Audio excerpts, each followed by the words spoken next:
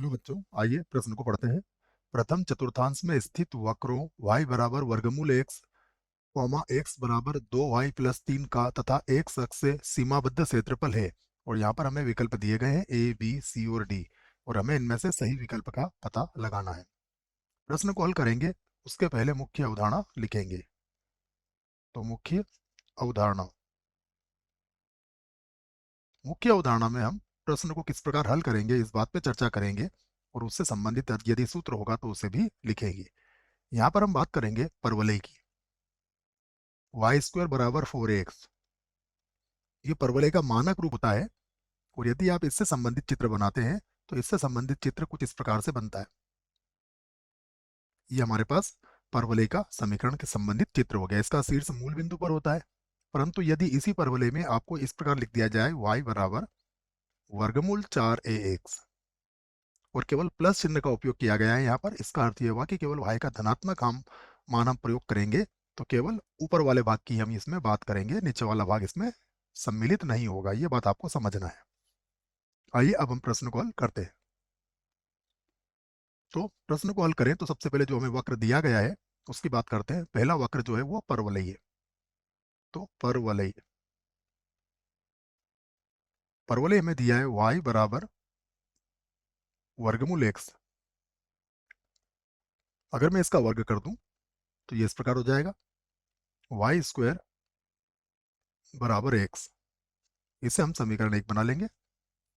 उसके बाद एक रेखा दी हुई है। रेखा रेखा है हमारे पास x प्लस 2y, x बराबर है, x बराबर 2y है, x बराबर 2y प्लस 3। ये हमारे पास रेखा है। तो सबसे पहले हम इस पर बिंदु लेंगे, क्योंकि बिंदु के बिना रेखा हम नहीं खींच सकेंगे। तो इस रेखा पर बिंदु ले लेते हैं। देखिए, यदि आप x का मान इसमें 0 रखते हैं तो y का मान आ जाएगा -3/2, तथा यदि y का मान 0 रखते हैं तो x का मान आ जाएगा 3। तो इससे संबंधित रेखा हम यहाँ पर खींच सकते हैं। अब दोनों का चित्र हम यहाँ पर बना लेते हैं। देखिए, y बराबर वर्गमूल x की बात कही गई है, तो इस प्रकार से बनाएंगे इसको।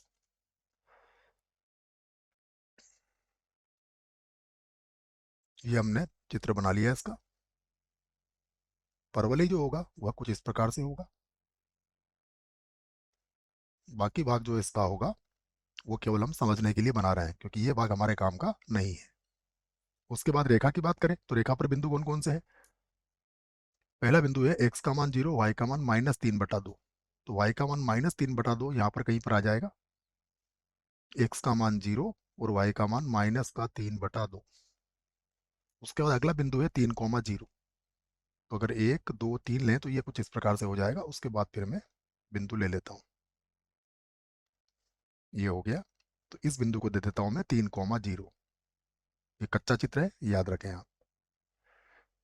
अब हमें क्या चाहिएगा, इसका प्रतिच्छेद बिंदु, क्योंकि प्रथम चतुर्थांश में इनके मध्य का क्षेत्रफल हमें ज्ञात करना है।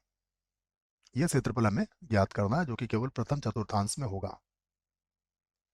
तो हमें क्या चाहिए, हमें चाहिए कि हम यहाँ से एक लंब खींच दें और इस बिंदु को प्राप्त कर लें। तो ये बिंदु कब मिलेगा हमें, जब हम इसका प्रतिच्छेद बिंदु ज्ञात करें। तो प्रतिच्छेद बिंदु ज्ञात करने के लिए हमें समीकरण 1 और 2 को हल करना पड़ेगा। तो समीकरण 1 और 2 को हल कर लेते हैं। समीकरण समीकरण 1 व 2 को हल करने पर समीकरण 1 और 2 की बात करें तो देखिए, यहाँ पर y का मान वर्गमूल x है, या फिर y का वर्ग जो है वो x के बराबर है। तो x का मान रख देंगे हम y का वर्ग। तो y का वर्ग बराबर हो जाएगा 2y।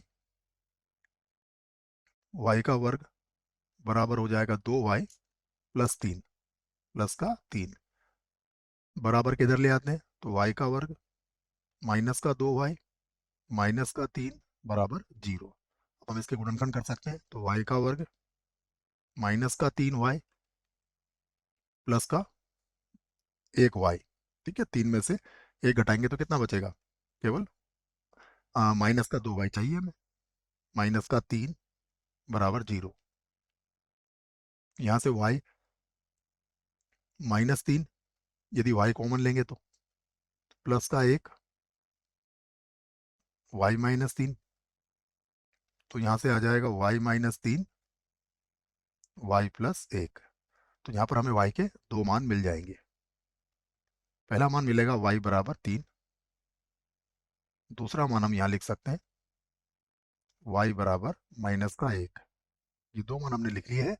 इसमें से अगर देखें तो y बराबर -1 तो हमारे काम का नहीं है, क्योंकि प्रथम चतुर्थांश की बात कही गई है, इसलिए इसको हम प्रयोग में नहीं लेके आएंगे। y बराबर 3 की सहायता जरूर लेंगे। तो y बराबर 3 पर देखिएगा x का मान कितना आएगा। यदि y बराबर 3, तो x का मान कितना होगा। देखिए यदि y का मान आपने 3 रखा तो 3 का वर्ग कितना होता है 9, तो x का मान कितना आ जाएगा, x बराबर आ जाएगा 9। ठीक है ना बच्चों, अगर दूसरे मान की आवश्यकता नहीं है, फिर भी मैं चाहो तो मैं लिख देता हूँ इनको। दूसरा जो मान होगा इस प्रकार से होगा, यदि यदि y बराबर -1, तो x बराबर कितना हो जाएगा। देखिए x का मान हो जाएगा हमारे पास यहाँ पर 1, x का मान कितना होगा 1। तो -1, 1 कहाँ मिलेगा। देखिए y का मान अगर -1 और प्लस x का मान +1 देखें तो यहाँ कहीं यहाँ पर मिलेगा ये, लेकिन ये बिंदु अभी हमारे काम का नहीं है। ठीक है, क्योंकि हमें केवल प्रथम चतुर्थांश की बात कही गई है। तो जो प्रतिशत बिंदु मिला है हमें वो क्या मिला है 9,0, 9,3। इसका अर्थ है कि ये जो बिंदु है, ये बिंदु है हमारे पास 9,0। अब हमें जो छायांकित भाग निकालना है वो कैसे निकलेगा। देखिए ये मूल बिंदु होता है 0, 0, तो हम 0 से लगा के 9 तक की सीमा लेके परवलय के वक्र की सहायता से ये पूरा भाग निकाल लेंगे, और उसमें से ये जो त्रिभुज है इसका क्षेत्रफल घटा देंगे। त्रिभुज का क्षेत्रफल किसमें से कैसे घटेगा, जब सीमा लेंगे 3 से 9 तक। ठीक है, तो हम लिख सकते हैं छायांकित भाग का क्षेत्रफल।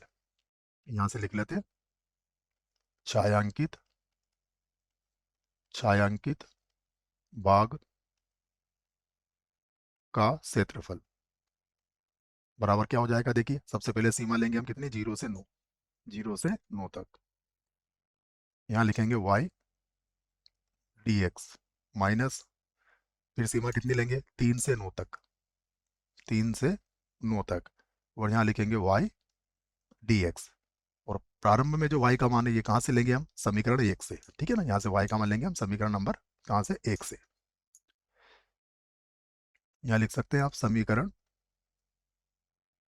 1 से ये मान ले लेंगे आप, और ये मान समीकरण 2 से लेंगे आप, समीकरण 2 से ऐसा लिख सकते हैं आप। अब मान रख देते हैं। देखिए तो सीमा कितनी है 0 से 9, समीकरण 1 से y का मान क्या निकलेगा, वर्गमूल x, ये हो जाएगा dx। फिर सीमा है 3 से 9, और समीकरण 2 से y का मान क्या निकलेगा। देखिए समीकरण नंबर 2 से y का मान निकलेगा x-3/2, x-3, और बटे में कितना आ जाएगा 2। हल कर लेते हैं, तो इसका समाकलन होगा x की घात 3/2, और बटे में फिर से आ जाएगा 3/2, और इसकी सीमा होगी 0 से 9, -1/2। फिर यहाँ पर सबसे पहले x का मान क्या रखेंगे 9, तो ये हो जाएगा 9 - 3। ठीक है, और उसके बाद सॉरी बच्चों, अभी हमने इसका समाकलन नहीं किया है ना, जल्दबाजी कर दी, बता देते हैं इसको अभी। सबसे पहले हम समाकलन तो करें इसका। तो x का समाकलन क्या हो जाएगा, x² -3 का समाकलन कितना हो जाएगा 3x, और इसकी सीमा कितनी है 3 से 9 तक, बराबर। अब हम सीमा रख लेते हैं, तो सबसे पहले ये 2/3 को तो यहाँ लिख देंगे 2/3, और अब 9 रखेंगे तो 9 की घात 3/2 हो जाएगा, 9 की घात 3/2 माइनस कितना हो जाएगा 0, -1/2। सबसे पहले 9 रखेंगे तो 9 का वर्ग कितना होता है 81, तो 81/2 माइनस यहाँ रखेंगे तो कितना आ जाएगा 27। उसके बाद माइनस, अब 3 रखेंगे तो 3 का वर्ग 9/2 माइनस हो जाएगा 3×3 = 9, और आगे हल कर लेते हैं। तो ये 2/3, 2/3, ये 3 का वर्ग होता है, तो वर्ग से कट जाएगा, 3 की घात 3 कितना हो जाएगा 27, -1/2, इसको भी हल कर लेते हैं। तो 27 का पढ़ा 2 बार बोलिए, तो ये तो है 81, और 27 का पढ़ा 2 बार बोलते हैं तो कितना आता है 54। इसको घटा लेते हैं हम। तो 81 में से 54, तो 11 में से 4 गया तो 7, और 7 में से 5 गया तो 2। ठीक है, तो ये हो जाएगा 27/2।